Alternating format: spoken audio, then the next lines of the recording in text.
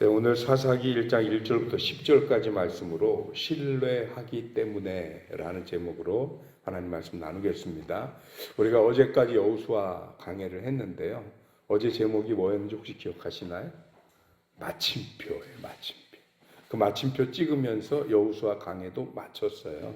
그리고 오늘부터 사사기 말씀을 함께 나누게 되는데, 이 사사기 말씀에 대해서 조금 개요를 좀 설명을 드리면, 이스라엘이 가나안에 정착을 해서 고대 왕국을 이루기까지, 즉 왕조가 출현하기까지 그 한 200여 년 정도 시간이 뜨거든요. 근데 그 기간을 일컬어서 사사기라고 불러요. 그런데 왜 사사기라고 부르냐? 이 사사라고 하는 말이 히브리어는 쇼페팀이라고 부르고요. 영어로는 저치스라고 그러는데, 저치는 심판을 저치라고 그러잖아요. 그래서 이제 심판들 이랬는데, 왜 그거를 우리나라 말로 하면 사사기, 그리고 옛날 예수, 성경, 전서 이렇게 써 있는 옛날 성경책, 거긴 또 판관기라고 나와요. 그 이유인즉슨 성경책의 번역의 과정 중에 요즘은 이제 좀 시대가 변해서 원어를 그대로 한글로 번역하는 그런 작업들이 많이 진행이 됐는데, 옛날 성경은 대부분 이게 원어 히브리어나 히라버가 라틴어로 번역됐다, 독일어로 번역이 되고 또 포르투갈어로 번역됐다가 일본어나 또 한문으로 번역이 됐어요, 중국말이. 그리고 그곳을 통해서 우리나라에 들어왔기 때문에 우리나라의 초창기 번역본 책들은 대부분 한문 성경이 번역된 책들이 많습니다. 그러다 보니까 중국식 표현이 그대로 들어간 거예요. 중국에는 사사라고 하는 직분이 있어요. 근데 그 사사가 뭐 하는 거냐? 재판이나 뭐 이런 걸 관리하는 일종의 관리예요, 관리. 재판부를 한, 요즘으로 말하면 검사쯤 된다 그래야 되나요? 판사쯤 된다 그래야 되나요? 그 정도 되는 사람들을 사사라고 불렀어요. 그래서 여기 판관이라고 부르고 사사라고도 불렸던 이 사람들은 사실은 쇼페팀이라는 히브리어를 번역한 건데, 그 히브리어가 뭐냐면 사실은 정의를 구현하는 자, 뭐 이런 뜻을 가지고 있어요. 그러니까는 당시에 사사들이 등장을 해서 왕이 없던 시절에 나라를 구원하고 그거로 끝나는 게 아니고, 누가 리더가 있어야 사람들의 잘잘못을 가려줄 텐데 그 잘잘못을 가려주는 역할까지도 사사들이 했던 것 같다라고 여겨지는 거죠.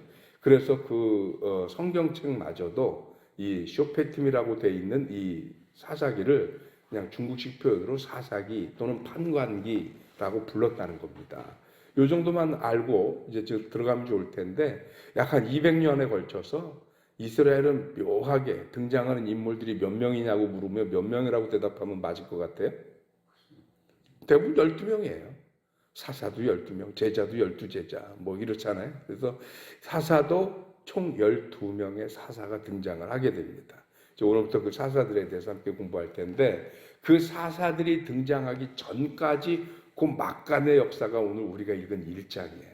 그래서 1장 1절에는 유다 자손이 가나안 정복을 최초로 시작하는 장면이 나오는 것입니다. 근데 이때 당시는 여호수아가 이미 죽은 상태잖아요. 그러니까 누가 올라갈 것인가를 여호수아에게 물을 수가 없어요. 이미 여호수아가 죽었기 때문에. 그래서 오늘 1절, 2절에 보면 그 질문을 어디다가 하느냐? 하나님께 직접 합니다. 근데 하나님께 직접 하는 방법은 뭐냐? 그때 당시는 제사장들이 가지고 있었던 흉배가 있죠. 그 제비 뽑는 흉배, 우림과 둠밈. 아마 그것을 가지고 가부를 묻거나 결정 여부를 묻지 않았을까 싶은데, 근데 그 방법이 중요한 게 아니고 그렇게 해서 하나님의 선택이 과연 누구였느냐라는 것인데, 유다 지파가 선택이 됐습니다. 그리고 유다 지파를 선택하신 하나님 뭐라고 그러냐면, 내가 그들을 너에게 주었노라, 유다 지파에게 주었노라 라고 하는 거죠. 여기서 의문이 하나 드는 겁니다. 좋습니다. 유다 지파가 선택하든 누가 선택받든 상관은 없는데, 하나님은 왜 유다 지파를 선택하신 것일까? 왜 그러냐면 대대로도 그렇고요, 유다 지파를 향한 하나님의 배려는 다른 지파들에 비해서 눈에 띄어요. 좀 달라요. 왜 그런 것일까라는 것입니다. 왜냐하면 야곱의 12아들 중에 장자라고 따지면 루벤이어야 하고요, 야곱이 가장 사랑하는 아들 그랬으면 자기가 정말 사랑했던 여자는 라헬이잖아요. 레아가 아니고. 그럼 라헬의 소생은 요셉과 베냐민이란 말이에요. 그럼 베냐민 지파나 아니면 요셉의 두 아들인 지파가 선택이 돼야 되잖아요. 근데 아니에요. 요셉이 아니고 베냐민도 아니고 항상 유다가 선택이 됐어요. 그 이유가 뭘까라는 것인데 오늘 성경책 한 구절만 찾겠습니다. 창세기 49장 9절입니다. 구약성경 창세기 49장입니다. 49장 9절 10절까지 보겠습니다. 9절 10절 찾으셨죠? 같이 보겠습니다. 유다는 사자 새끼로다. 내 아들아 너는 움킨 것을 찢고 올라갔도다. 그가 엎드리고 웅크름이 수사자 같고 암사자 같으니 누가 그를 범할 수 있으랴. 규가 유다를 떠나지 아니하며 통치자의 지팡이가 그 발 사이를 떠나지 아니하기를 실로가 오시기까지 이르리니 그에게 모든 백성이 복종하리로다. 야곱이 죽기 직전에 12 아들들에 대한 예언과 축복의 기도를 해주는 것 중에 오늘 유다에 대한 기도의 내용입니다. 이게. 근데 그 중에 유다를 일컬어서 뭐라고 그러냐면 사자 새끼다라고 얘기를 합니다. 이 말은 굉장히 용맹스럽다라는 것을 의미하는데 실제로 유다 지파가 나머지 12개 지파를 통틀어서 용사의 숫자, 즉 전쟁에 나가 싸울 만한 숫자가 가장 많습니다. 그러니까 숫자도 가장 많고 육도 굉장히 숫자가 많은 만큼 전쟁을 잘한 용맹스럽고 용사들이 많은 지파였던 것은 외형적인 모습입니다.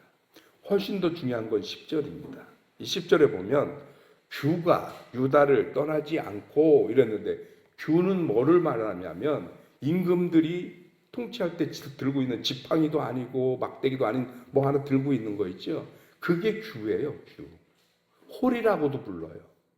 규라고도 부르고 그거 그리고 보면 통치자의 지팡이가 그 발 사이에서 떠나지 아니하기를 즉 통치자의 깃발이라는 얘기는 왕권을 의미하는데 규나 통치자의 깃발 다 왕권을 의미하거든요.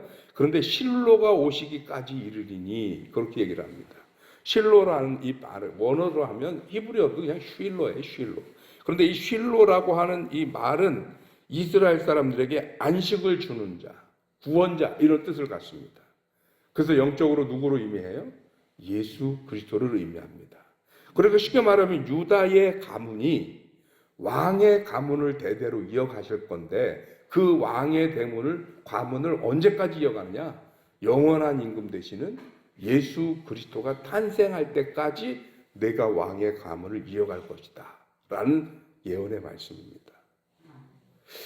아니 유다 지파가 왜 이렇게 인정을 받아야 되는 걸까? 이걸 또 거슬러 올라가면 요셉이 팔려서 이제 원래는 형들의 미움을 받아서 나머지 10형제 베냐민 빼고 나머지 10형제가 요셉을 죽이려고 그랬어요. 처음에는. 그래서 구덩이에 던져놓잖아요. 그러면 거기 넣으면 이스라엘은 누구의 피를 내 손에 묻히면 안 돼요. 그러니까 내 손에 묻히지 않고 구덩이에 던져놓으면 지 혼자 죽잖아요. 그러니까 내 손에 피는 안 묻히고 죽일 수 있는 방법이 구덩이에 던져놓는 거예요. 그런데 그때 이대로 두면 정말 죽으니까 차라리 죽이지는 말자. 그래서 아라비아 상인에게 팔아버리자라고 말을 한 사람이 유다예요. 그러면 혹 이렇게 오해할 수 있어요. 에이 그거야 팔아먹으면 돈 생기니까 그랬겠지. 그게 꼭 뭐 동생 살리려고 그랬겠어. 그런데 그 다음에 조금 지나서 이제 요셉이 애굽의 총리 대신이 됩니다. 그리고 11형제가 양식을 구하러 갔잖아요. 근데 그때 요셉을 못 알아봅니다. 근데 요셉은 알아봐요. 그래서 아버지를 모셔오라고 그래놓고 자기 친동생 베냐민을 붙잡아 놓으려고 그러잖아요. 그런데 베냐민 안 가면 야곱이 미쳐버리거든요. 그러니까 그 야곱 대신 내가 인질이 되겠다고 자원한 사람도 유다입니다. 여러분 누군가를 대신해서 목숨을 바치는 것, 생명을 담보하는 것 이건 쉬운 일이 아닙니다. 그래서 이 유다의 헤아림을 야곱은 봤던 거지요. 그리고 그 유다라고 하는 사람에 대해서 야곱은 항상 마음에 헤아림이 있었어요. 그래서 야곱에 대하여 이런 예언의 기도를 해줄 수 있었다는 것입니다. 이런 영적인 모습이 하나님의 신뢰까지 이어진 것은 아니겠느냐. 이게 신학자들의 의견인지는 모르겠어요. 그냥 제가 사사기를 묵상하다가 하나님은 왜 유다 지파를 선택하신 것일까? 그 근거를 찾다 보니까 여기까지 거슬러 올라간 거지요. 희생을 하고 헌신을 하면서 나라와 타인과 민족을 구원할 자리에 자원해서 가는 사람, 유다 지파였다는 겁니다. 그래서 하나님은 또다시 이 가나안에서 첫 번째, 이제 가나안 땅 다 분배를 하고 누가 가장 먼저 올라가서 남은 잔당들을 정리하고 이 완전히 정복을 할 것인가 하나님께 물었을 때 이 첫걸음이 중요하잖아요. 시작이 반이라고 그러잖아요. 그래서 이 첫걸음을 과연 누가 떼야 될까? 얼마나 성공적으로, 그래서 본이 되게 해야 되는데, 여러분 동물의 왕국 이런 거 보십니까? 이게 사냥들이 떼를 지어서 사냥들이 절벽을 타고 다니더라고요. 어떻게 거기로 올라가는지 모르겠어요. 그런데 그 위험한 절벽도 사냥들의 특징이 뭐냐면 그 무리의 우두머리가 너무 쉽게 툭툭툭 가면 뒤에 있는 양들도 똑같이 툭툭툭 가요. 근데 처음에 가던 사냥이 자빠지잖아요. 안 자빠질 수 있는데도 따라서 자빠지고 가더라고요. 그래서 리더가 하는 대로 하는 거야. 그래서 맨 앞에서 가장 먼저 하는 사람이 얼마나 중요한지를 알 수가 있어요. 그래서 처음 하는 사람이 중요한데 하나님은 유다를 선택하셨습니다. 왜일까? 유다의 과거를 보고 그의 성품을 보고 그 가문의 가풍을 보니까 유다라면 할 수 있을 것 같아서, 유다 지파라면 잘할 수 있을 것 같은 거예요. 쉽게 말하면 믿고 맡기는 거예요. 그래서 오늘 제목이 신뢰하기 때문에, 믿기 때문에 유다라는 거예요. 이렇게 묵상하니까 갑자기 그런 생각이 들더라고요. 하나님, 그럼 저는요, 하나님 믿으실 만 하신가요? 하나님이 신뢰하기 때문에 먼저 생각나고 먼저 뭘 시켜보고 먼저 사용하실 수만 하신가요? 라는 질문을 하게 됐습니다. 궁금하신가요? 그 질문에 대한 답이? 저도 아직 못 들었어요. 궁금은 해요. 그러면서 여러분들에게도 묻고 싶습니다. 여러분들은 어떤 마음이신가요? 나라면 하나님이 맡기실 만한 사람으로 생각하실까? 오늘 숙제 드립니다. 그 문제를 해결하셔서 과연 나는 하나님이 믿으실 만한 사람인가? 우리 스스로 고백할 수 있는 저와 여러분들이 되시기를 주님의 이름으로 축원합니다. 기도하겠습니다. 하나님, 유다 지파를 그렇게 믿으셨습니까?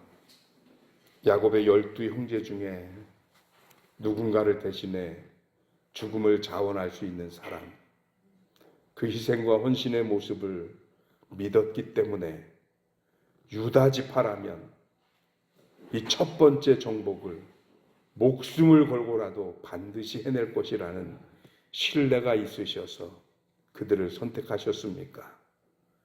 이 아침 감히 하나님 앞에 우리 스스로를 묻습니다. 하나님, 우리라면 어떻게 하십니까? 우리도 그 자리에 쓸 수 있겠습니까? 우리라면 하나님이 믿으실 만 하십니까? 혹여 우리의 허물과 죄악이 하나님이 우리를 향해 신뢰하고 믿으시기에 장애물이 되어진다면 오늘 이 아침 우리 스스로를 돌이키고 회개하면서 다시 한번 다짐합니다. 하나님이 믿을 수 있을 만한, 하나님이 신뢰할 만한 그런 하나님의 사람, 믿음의 사람이 될 수 있게 하여 주옵소서. 허물은 있으나 그러나 중심은 흔들리지 않으며 실수는 하거나 또 우리의 부족함은 있을지 몰라도 하나님을 향한 우리의 진심만큼은 절대로 흔들리지 않는, 그래서 하나님으로부터 신뢰할 만하고 사용할 만하고 믿어볼 만한 우리들의 신앙이 되게 하여 주옵소서. 사랑하는 성도들을 지키시고 비가 내린 후에 날이 추워지기 시작했습니다. 하나님이 추운 일기 속에서 사랑하는 성도들 건강 지켜주시옵고, 무엇보다도 갑자기 극성을 부리는 코로나로 인해서 또 온 나라와 백성들이 긴장하고 두려워하는 가운데 있습니다. 서로 조심하고 서로 예방하고 서로 긴장하되 두려워하지 말게 하시고, 그러나 철저한 방역으로 잘 대처해서 그동안 그래왔듯이 이 위기를 또 한번 극복할 수 있도록 하나님 응원하시고 위로하시며 크신 능력을 허락하여 주옵소서. 감사하고 예수 그리스도 이름으로 기도하옵나이다. 아멘.